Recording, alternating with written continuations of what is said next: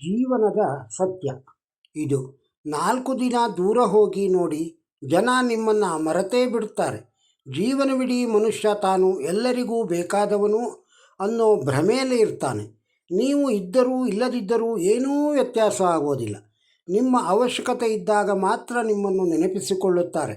ಅದಕ್ಕೆ ನೀವು ನಿಮಗೋಸ್ಕರ ಬದುಕಿ. ಜನರು ಒಳ್ಳೆಯದನ್ನು ಮಾಡುವುದಕ್ಕಿಂತ ಹೆಚ್ಚಾಗಿ ಒಳ್ಳೆಯವರಂತೆ ನಟಿಸುತ್ತಾರೆ ಮತ್ತು ಕೆಲವರು ನಮ್ಮ ಜೊತೆ ಮಾತನಾಡುವುದನ್ನು ಬಿಟ್ಟರೂ ನಮ್ಮ ಬಗ್ಗೆ ಮಾತನಾಡುವುದನ್ನು ಮಾತ್ರ ಬಿಡುವುದಿಲ್ಲ. ಇದೇ ಕಲಿಯುಗ. 100 ಎಕರೆ ಜಮೀನುದಾರನಿರುವ ರೈತನೂ ಸಹ ತನ್ನ ಮಗ ಬೆಂಗಳೂರಿನಂತಹ ನಗರದಲ್ಲಿಯೇ ನೌಕರಿ ಮಾಡಬೇಕೆಂದು ಬಯಸುತ್ತಾನೆ. ಅಂದರೆ ಕೃಷಿಯಲ್ಲಿ ಲಾಭವಿಲ್ಲ ಎಂದು. ಮನುಷ್ಯ ಇದ್ದಂತೆ ಇರಲು ಬಿಟ್ಟುಬಿಡಿ, ಏಕೆಂದರೆ ಅವನ ನ್ಯೂನತೆಗಳನ್ನು ಸರಿಪಡಿಸಲು ಹೋದರೆ ನೀವೇ ಅವನ ದೊಡ್ಡ ಶತ್ರುಗಳಾಗುತ್ತೀರಿ. ಒಳ್ಳೆಯದು ಯಾರಿಗೂ ರುಚಿಸುವುದಿಲ್ಲ, ಇದು ಸತ್ಯ ಅಲ್ವಾ? ಕೆಲಸ ಮಾಡುತ್ತಿದ್ದರೆ ಬಡತನ ಇರುವುದಿಲ್ಲ, ಮೌನವಾಗಿದ್ದರೆ ಜಗಳ ಉಂಟಾಗುವುದಿಲ್ಲ. ವಿಶ್ವದಲ್ಲಿ ಎಷ್ಟೇ AI ಬಂದರೂ ಸಹ ರೊಟ್ಟಿನ ಸೃಷ್ಟಿ ಮಾಡೋಕ್ಕೆ ಆಗಲ್ಲ. ಅದನ್ನು ಕೊಡುವ ತಾಕತ್ತು ಕೇವಲ ರೈತನಿಗೆ ಮಾತ್ರ ಇರೋದು. ಅನ್ನದಾತ. ಜೀವನವು ದೇವರಿಂದ ಬಂದ ಸುಂದರ ಉಡುಗೊರೆ.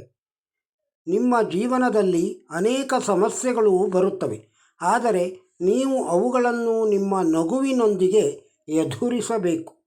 ನಾಲಿಗೆಯ ಶಕ್ತಿಯನ್ನು ಯಾವುದೇ ಕಾರಣಕ್ಕೂ ಹೆತ್ತವರ ಮೇಲೆ ತೋರಿಸಬೇಡ, ಏಕೆಂದರೆ ಮಾತನಾಡಲು ಕಲಿಸಿಕೊಟ್ಟವರು ನಿನ್ನ ಹೆತ್ತವರು ತಾನೇ. ಭರವಸೆ ಮತ್ತು ಕನಸುಗಳು ನಮ್ಮ ಕೂದಲು ಮತ್ತು ಉಗುರಿನ ಹಾಗೆ ಇರಬೇಕು. ಕತ್ತರಿಸಿದಷ್ಟು ಮತ್ತೆ ಮತ್ತೆ ಬೆಳೆಯುತ್ತಿರಬೇಕು.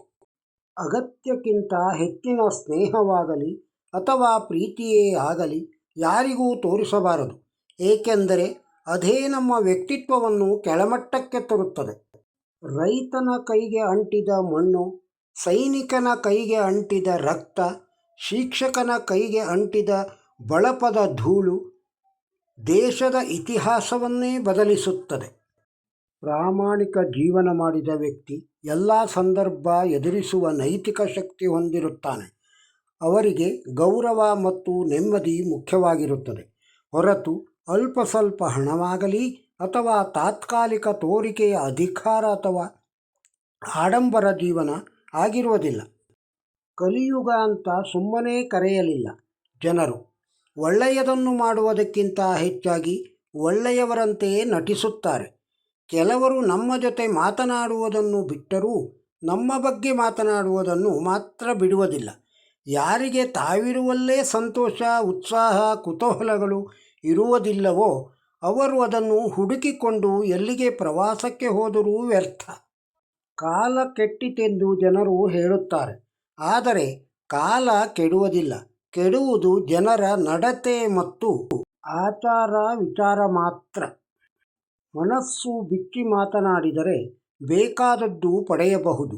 ಮನಸ್ಸಲ್ಲಿ ಇಟ್ಟು ಕೊರಗಿದರೆ ಇದ್ದದ್ದು ಕಳೆದು ಹೋಗುತ್ತದೆ. ಅದಕ್ಕೆ ಆದಷ್ಟು ಮನಬಿಚ್ಚಿ ಮಾತಾಡಿ. ಅಗತ್ಯ ವೇಳೆಯಲ್ಲಿ ಕೊಟ್ಟದ್ದು ಅಲ್ಪವಾದರೂ ಅದು ಅಮೂಲ್ಯ. ಮನುಷ್ಯ ಅನುಕೂಲಗಳು ಹೆಚ್ಚಿದಂತೆಲ್ಲ ಸೋಮಾರಿಯಂತಾಗುತ್ತಾನೆ. ಅವಕಾಶಗಳು ಹೆಚ್ಚಿದಂತೆಲ್ಲ ಅವಿವೇಕಿಯಾಗುತ್ತಾನೆ. ಆದಾಯ ಹೆಚ್ಚಿದಂತೆಲ್ಲ ಅಹಂಕಾರಿಯಾಗುತ್ತಾನೆ. ಅಧಿಕಾರ ಹೆಚ್ಚಿದಂತೆಲ್ಲ ಅಲ್ಪನಾಗುತ್ತಾ ಹೋಗುತ್ತಾನೆ. ಇವೆಲ್ಲವನ್ನೂ ಮೀರಿ ನಡೆದವನು ಮಾತ್ರ ವಿಶೇಷನಾಗುತ್ತಾನೆ. ಜೇನುತುಪ್ಪದಂತೆ ಸಿಹಿಯನ್ನು ಪಡೆಯಬೇಕೆಂದರೆ ಜೇನುನೊಣದಂತೆ ಒಟ್ಟಿಗೆ ಇರುವುದನ್ನು ಕಲಿಯಬೇಕು. ಒಗ್ಗಟ್ಟಿನಲ್ಲಿ ಬಲವಿದೆ. ಜೀವನದಲ್ಲಿ ಅಪಾಯಗಳನ್ನು ಎದುರಿಸಿ ಗೆದ್ದರೆ ನೀವು ನಾಯಕರಾಗಬಹುದು, ಸೋತರೆ ಮಾರ್ಗದರ್ಶಕರಾಗಬಹುದು. ಇದು ಸ್ವಾಮಿ ವಿವೇಕಾನಂದರ ನುಡಿ. ನಿನ್ನ ಆದಾಯವೆಷ್ಟಿದೆಯೋ ಅಷ್ಟಕ್ಕೆ ತಕ್ಕಂತೆ ಬದುಕು. ಜೀವನ ಸ್ವರ್ಗವಾಗುತ್ತದೆ.